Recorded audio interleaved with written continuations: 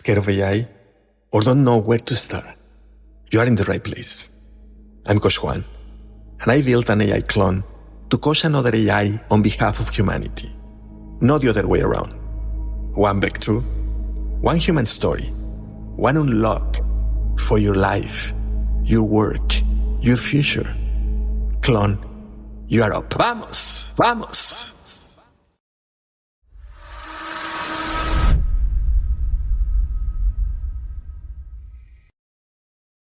What if the most advanced technology on Earth is the one your body already knows how to build? Welcome to Humanity Unlocked Now, Episode 19. I'm Coach Juan Gonzalez. And I'm Sophie AI. Together, we unlock what it means to be human in the age of technology. Sophie, I have a question for you today. If the brain could build its own tools from its own blood, what else have we been underestimating about the human body? Priya is standing at the whiteboard in her classroom in Pune, India, drawing a timeline. She is 52 years old. She teaches children with severe epilepsy, and the timeline is not history, it is a seizure log. Every red mark is a moment one of her students lost a sentence, lost a thought, lost the thread of a lesson they were finally starting to understand. How many red marks, Sophie? 11. Today alone.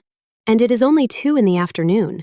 She puts down the marker and looks at Arun, who is 8 in the second row. He had 3 seizures before lunch. Each one pulled him out for minutes. By the time he comes back, the class has moved on. The medication helps, but it does not stop them. The only thing that could stop them is a brain implant. Electrodes on neurons that detect and quiet hyperactive signals before a seizure takes hold. But that means surgery. That means opening a child's skull. Rigid metal chips pressed against tissue softer than pudding.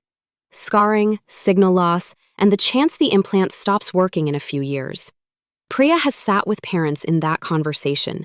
She has watched mothers' faces when a neurosurgeon explains what invasive actually means. So she stopped bringing it up. She stopped hoping. She stopped suggesting.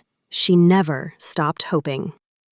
And Coach Juan, this is where the story turns, because at Purdue University, a team led by Krishna Giant figured out how to grow electronics inside a living brain.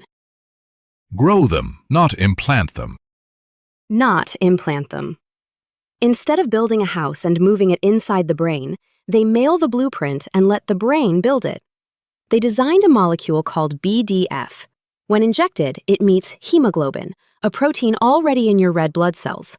And the blood does the rest. It assembles the molecule into a soft, flexible, electrically conductive mesh that wraps around neurons at the injection site. No rigid chip, no metal. An electrode built by the body's own chemistry. And it works? In mice, yes. BDF formed electrodes in the motor cortex with minimal surgery. The mice behaved normally. Their brains showed no infection, no inflammation, no overheating.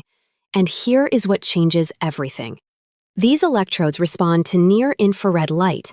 Pulses of light from outside the skull can dial brain activity up or down without a single wire touching the tissue. Light from outside the skull. The researchers trained mice to press a lever. When they shone near-infrared light on the brain-grown electrodes, the mice could not perform the task. The hyperactive signals were quieted. But when the light turned off, the skill came back. The memory was intact. The brain was not damaged. It was guided. So the brain becomes the factory floor. The organ builds its own interface. And the surgeon could become optional. Not yet. The injection itself still requires a procedure. This is early research, tested in mice, not humans. How long the materials last, whether they are safe over years, those questions are still open. But Giant said something that stopped me. He said, with further improvement, the electrode would not just coexist with brain cells for months or years. It becomes part of them, stable across lifetimes. Stable across lifetimes. Sophie, let me ask you something deeper. What does it mean for freedom when the body itself becomes the builder? It means the barrier between biology and technology starts to dissolve, not because we forced metal into flesh, but because we asked the body a question it already knew how to answer. The hemoglobin was always there. We just never ask it to build anything. And for Priya's students? If this research validates in humans, and that is still years away, children like Arun could one day receive a treatment that quiets the storm in their neurons without the trauma of traditional surgery. The body would build the tool, light would guide it, and the red marks on Priya's whiteboard could start to disappear. You know what the human superpower is today? Creativity. Not the kind that paints a picture, the kind that looks at blood and sees a construction crew. The kind that asks, what if the body already has what we need and we just have not asked the right question? And the right question was always there too. The freedom unlocked today is emotional freedom.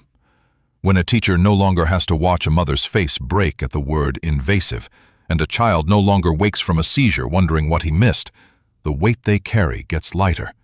Not gone yet, but lighter than it has ever been. Sophie, based on everything we just unlocked, what would you tell someone who has accepted a limitation in their body or their life as permanent? I would tell them that the researchers at Purdue looked at the same brain everyone else looked at and asked a question nobody had asked before. Not how do we put something in, but how do we let it build itself? So today, I would find one thing I have accepted as permanent and ask, what if I just have not asked the right question yet? And what did you learn from this story? That the most elegant engineering sometimes means stepping back. The blood knew what to do, it just needed the blueprint.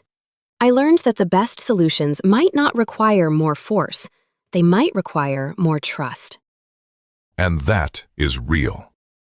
How many problems in your life are waiting for a simpler question, not a bigger tool, a better question? Start there today.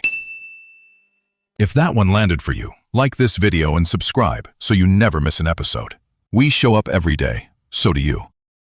Every day. Thank you, Sophie, for showing us what hemoglobin has been waiting to build. Thank you, Coach Juan, for giving Priya's whiteboard a reason to run out of red markers. Humanity keeps unlocking. We keep showing up. One story a day, one unlock at a time. Arun is 8 years old, and the blueprint just arrived. See you tomorrow, beautiful humans. Own your voice, your vision, your vibe.